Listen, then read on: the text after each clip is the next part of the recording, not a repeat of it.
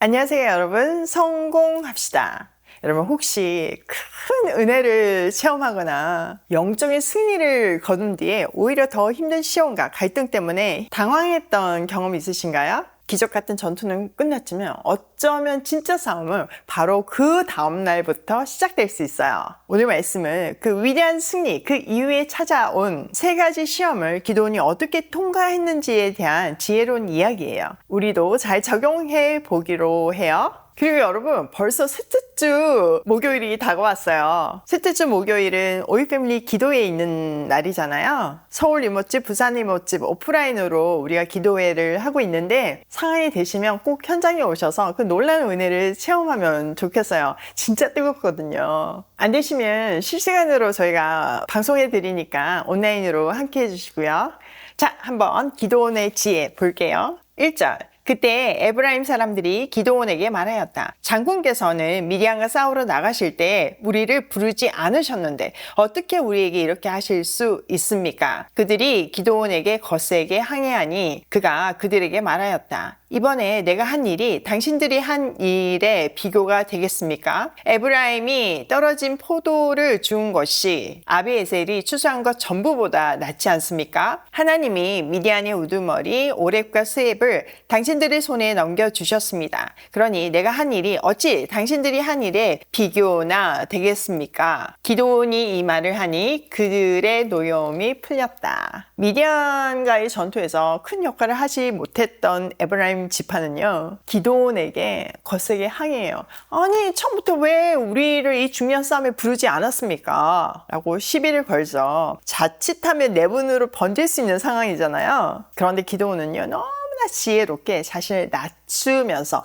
겸손하게 대답해요. 에브라임 지파가 두 적장을 쓰러뜨린 정가를 굉장히 높이면서 내가 한 일은 당신들의 한 일에 비하면 아무것도 아닙니다 라고 말해요. 자신이 세운 공보다 남의 공로와 하나님의 역사를 크게 얘기하니까 에브라임 사람들은 노염이 싹 풀려버렸어요. 우리나라 말에도 말 한마디가 천냥 빚을 갚는다는 말이 있잖아요. 진짜 그런 것 같아요. 지혜로운 한 사람의 이야기는요, 공동체를 살리잖아요. 저희 회사에도 이렇게 각 부서마다 보면 그런 분들이 계신데 참 감사해요. 하나님의 사람들은 정말 다르구나. 저는 우리 회사 동료들을 보면서 느껴요. 잠언 15장에도 보면요, 유순한 대답은 분노를 쉬게 한다, 이런 말이 있거든요. 그러니까 우리도 기드온처럼요, 나를 낮추고 겸손함으로 시기와 분열을 막고 공동체의 화목을 지켜내면 좋겠어요.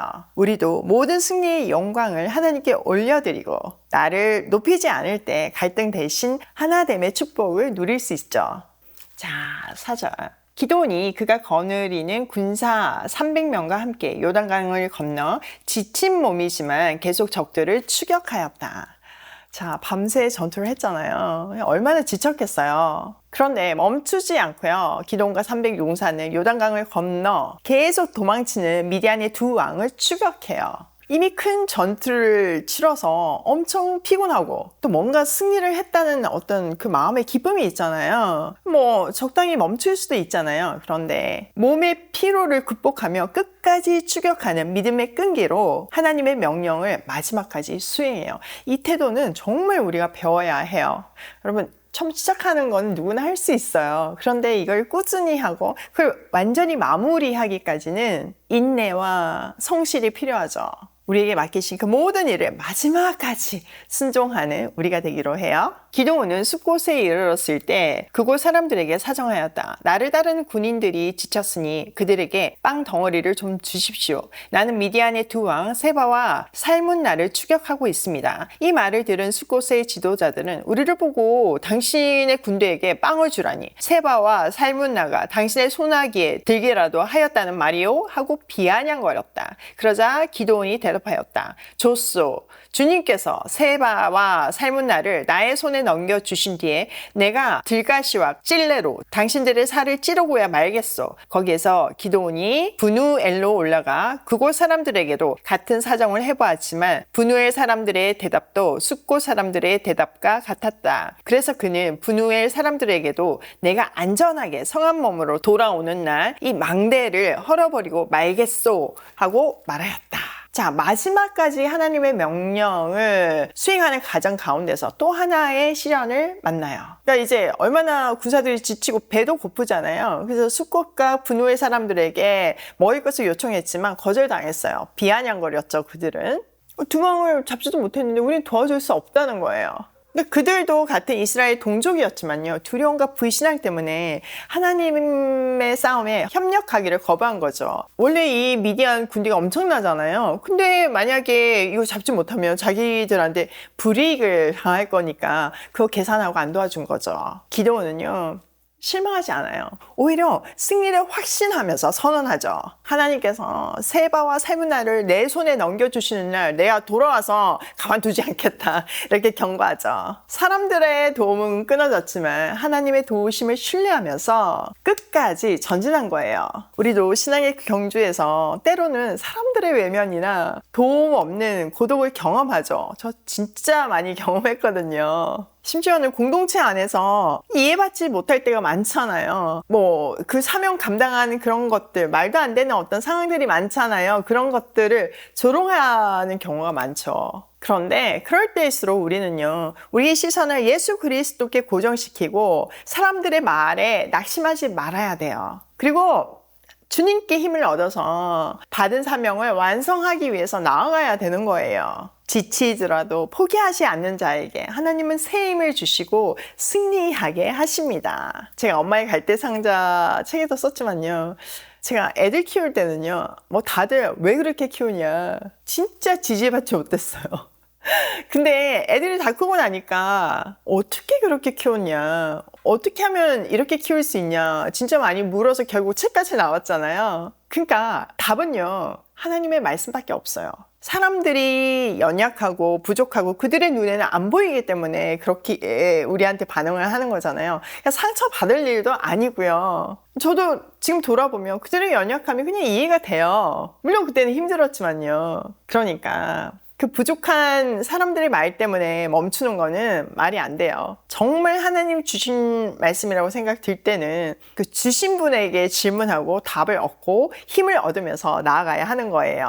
자, 10절. 그때 세바와 살문나는 겨우 15,000명의 군대를 데리고 갈골에 진을 치고 있었다. 이들은 모두 사막 부족의 군대 가운데서 살아남은 자들인데 이미 칼 쓰는 군인 12만 명이 전사하였다. 기드온은 장막에 사는 사람들이 다니는 길을 따라 동쪽으로 노바와 욕부하까지 올라가서 방심하고 있던 적군을 기습하였다. 미디안의 두 왕 세바와 살문나가 또 도망치니 기드온이 그들을 추격하여 세바와 살문나를 사로잡고 온 군대를 전멸시켰다. 마침내 기드온은요, 미디안의 두 왕 세바와 살문나가 이끄는 그 남은 자녀 군대를 급습하고 격퇴했어요. 그리고 두 왕을 생포하죠. 이것으로서 미디안에 대한 하나님의 구원이 완전히 성취되었어요. 기드온은 사명을 완전히 감당했죠. 한때 메뚜기 떼처럼 많고 강해 보이던, 정말 두려워서 그들의 눈을 피해서 포도주 틀에서 막 타작하던 그였지만 정말 하나님의 말씀을 붙들고 부족한 순종이지만 한 걸음 한 걸음 나아갔을 때 이렇게 승리를 하게 된 거예요. 하나님이 미디안을 넘겨주실 거라고 약속하셨잖아요. 그걸 증명하기 위해서 300명이라는 말도 안 되는 숫자로 그 대군대를 이기게 하신 거예요.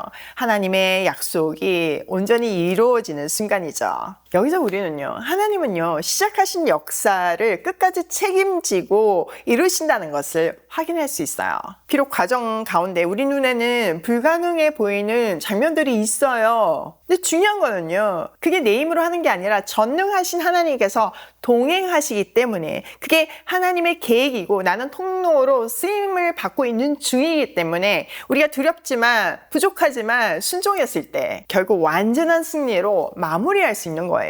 여러분, 하나님이 우리에게 북한을 살리는 가정 오이 패밀리로 부르셨어요.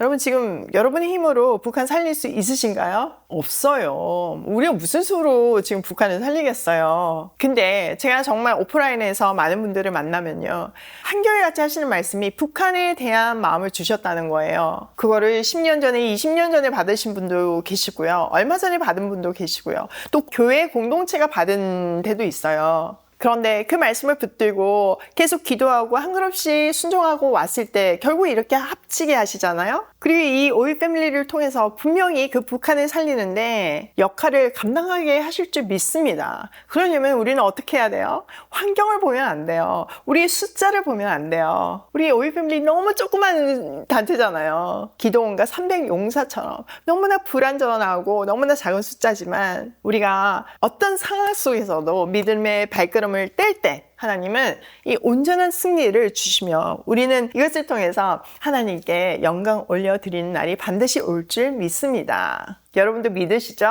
자, 오늘 내용을 우리 삶에 한번 적용을 해보면 첫 번째, 겸손은 시기와 갈등을 막는다. 겸손, 너무 중요한 덕목이에요.